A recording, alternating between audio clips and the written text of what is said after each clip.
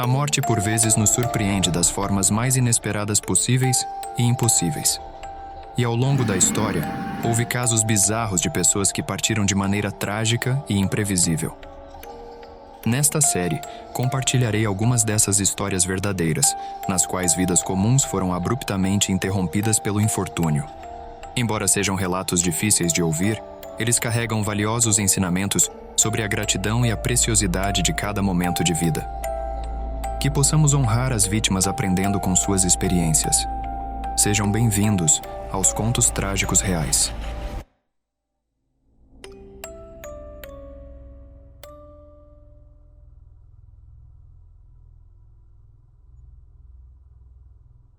Este acidente francamente bizarro é um dos que tenho certeza que todos nós já tivemos pesadelos. Mas você nunca pensa que realmente pode acontecer com você. Infelizmente, esse triste acidente aconteceu em Port Aransas, Texas, em 8 de junho de 2015. Era uma linda manhã ensolarada de segunda-feira, o dia perfeito para passear. E foi exatamente isso que James Roger, de 72 anos, pensou quando entrou em seu Corvette Chevy 2007, junto com sua pequena cadelinha Leia. James era um apaixonado por Corvettes. Ele sempre sonhou em ter um, mas nunca conseguiu, até ele finalmente se aposentar. James foi descrito como um homem amoroso e gentil, avô de 5 netos. Infelizmente, ele não tinha ideia de que essa paixão por Corvettes traria o seu fim.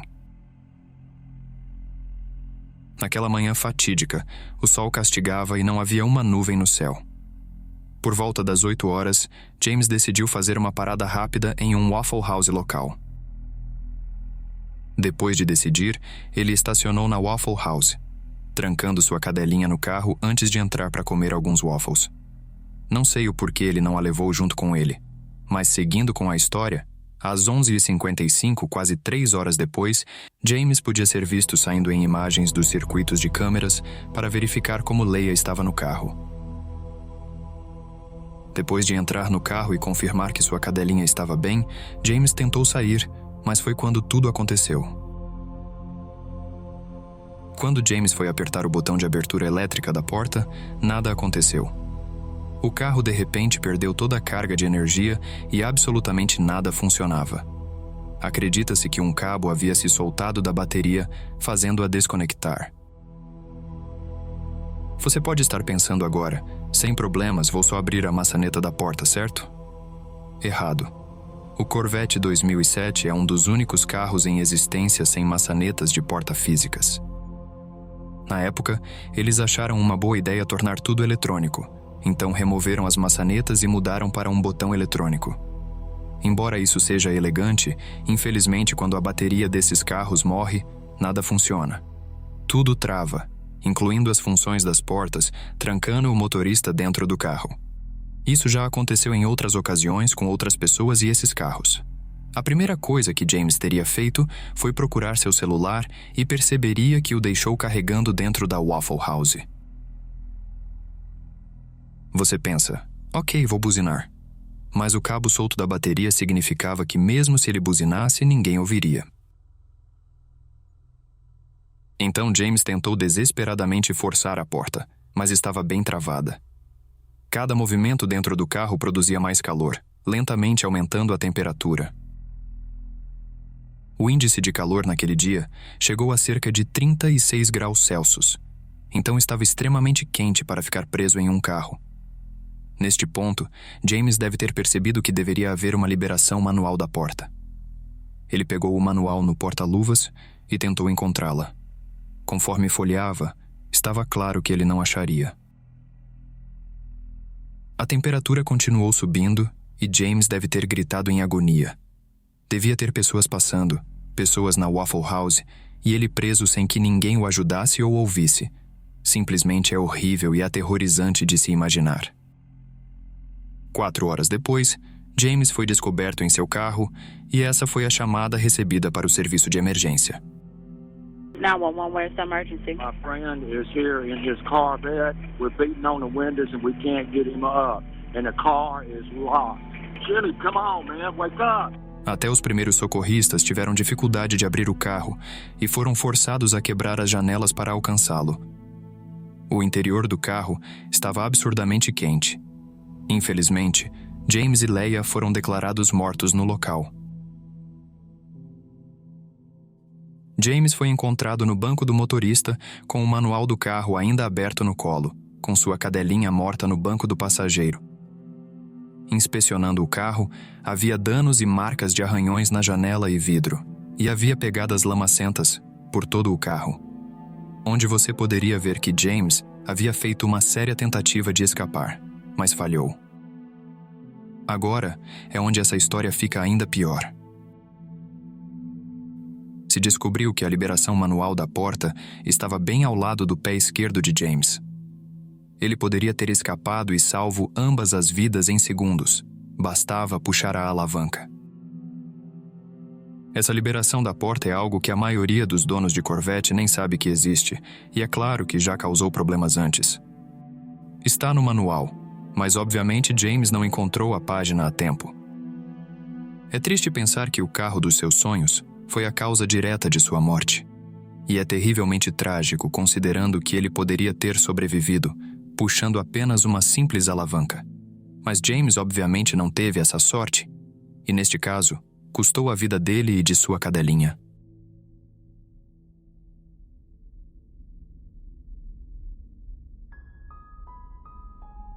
O paraquedismo é um esporte intrinsecamente assustador e de alto risco, no qual se salta de um avião com apenas um paraquedas entre você e um possível desfecho fatal. Pessoalmente, não é algo que eu consideraria, mas há milhares de pessoas que adoram essa prática. No entanto, se eu decidisse experimentar o paraquedismo, certamente escolheria um salto tandem, no qual você fica basicamente conectado a um instrutor e é considerado muito mais seguro para iniciantes. Nessa modalidade, a responsabilidade principal fica com o profissional, o que proporciona uma sensação de maior segurança para aqueles que estão começando nesse esporte de aventura. Infelizmente, essa crença mostrou-se fatal para Tyler Turner, de 18 anos. Na manhã ensolarada de 6 de agosto de 2016, Tyler, que bravamente se recusou a permitir que seu caso leve de paralisia cerebral controlasse sua vida, chegou ao centro de paraquedismo de Lodi, na Califórnia, para seu primeiro salto tandem. Tyler era conhecido por sua natureza aventureira e extrovertida.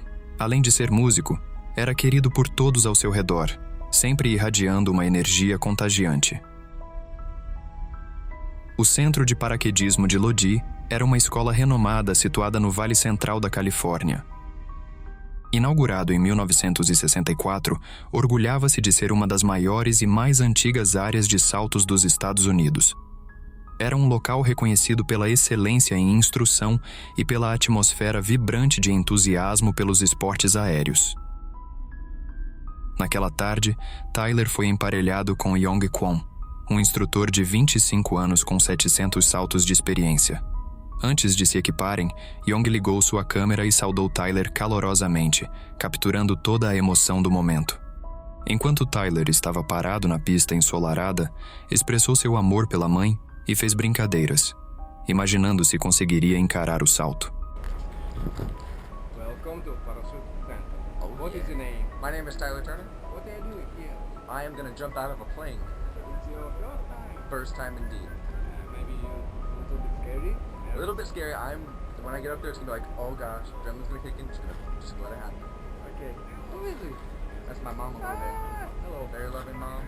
Done a lot for me in my life. Hope more that she'll help me with more in my life because I want to make it. Okay. We're going to make it. Are you ready? I am ready. High five. Let's go to jump. Let's go jump. Ready? E assim se despediram. Tyler embarcou no avião e subiu acima das nuvens, e sem pensar duas vezes, saltou para o céu com Yong em tandem. Tragicamente, durante a descida, Yong tentou acionar o paraquedas, mas encontrou uma falha. Nem o paraquedas principal, nem o reserva se abriram. Eles caíram de uma altitude de 13 mil pés até atingir o solo.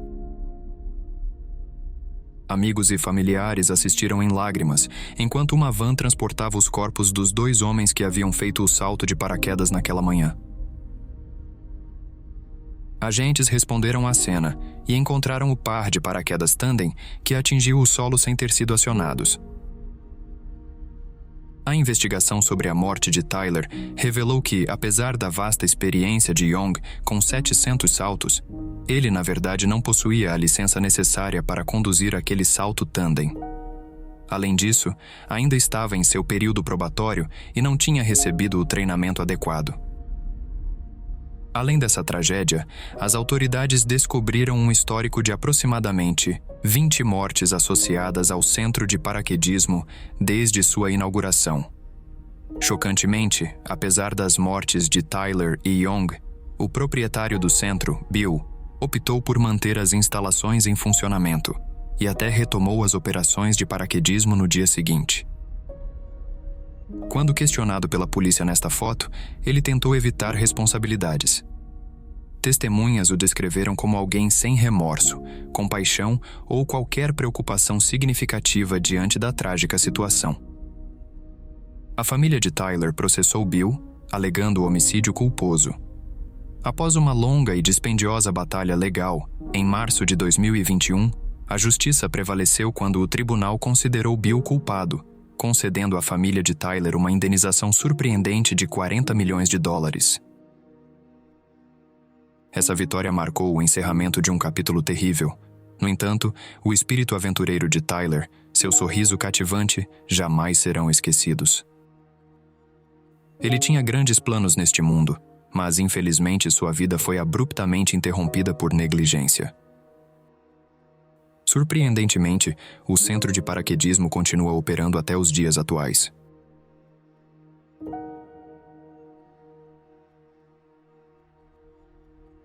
Em janeiro de 2013, a estudante Jéssica de Lima, de 21 anos, ajudou seus colegas de turma a vender ingressos para um evento que aconteceria em uma boate local chamada Kiss. E então, na noite de 26 de janeiro, quando ela estava se arrumando para ir ao evento, seu namorado Adriano implorou para que ela não fosse e pediu insistentemente para que ela ficasse em casa com ele. Ela então decidiu que ficaria em casa, tendo uma noite mais tranquila com Adriano. Os dois acordaram com a triste notícia de que a boate pegou fogo na noite anterior e acabou matando 238 pessoas. Uma tragédia absolutamente terrível. Alguns deles morreram por inalação da fumaça tóxica e outros morreram nos tumultos de pessoas tentando escapar. Agora Jéssica estava muito grata por estar viva, agradecendo e dizendo que seu namorado literalmente salvou a sua vida naquela noite. Se ela tivesse ido ao evento, com certeza estaria morta. 5 dias depois, Jéssica estava buscando seu namorado no trabalho. À noite, Adriano e Jéssica embarcaram no Gol para ir à cidade, mas não chegaram no destino. Eles haviam andado poucos metros quando, por volta das 9h10 da noite, o carro em que estavam colidiu de frente com um caminhão. Infelizmente, Jéssica não resistiu e morreu no local. Adriano ainda foi levado às pressas para o hospital, mas morreu naquela mesma noite. Ele faria 21 anos no dia seguinte. Embora Jéssica fosse moradora de Santa Maria, a pedido dos familiares, ela foi enterrada ao lado do seu namorado Adriano, na cidade de Silveira Martins. Cada uma dessas histórias trágicas nos lembra da preciosa fragilidade da vida. São lembretes dolorosos de como nossas escolhas e decisões podem alterar completamente o curso de uma existência. A vida é efêmera, e muitas vezes subestimamos a rapidez com que tudo pode mudar. Não podemos prever o futuro, mas podemos tomar decisões responsáveis para proteger não apenas a nós mesmos, mas também aqueles ao nosso redor. Portanto, cuide-se, aprecie cada instante e lembre-se sempre da importância da segurança em todas as escolhas. Nos próximos vídeos, continuaremos a compartilhar histórias como essas. Fiquem bem e te vejo em breve.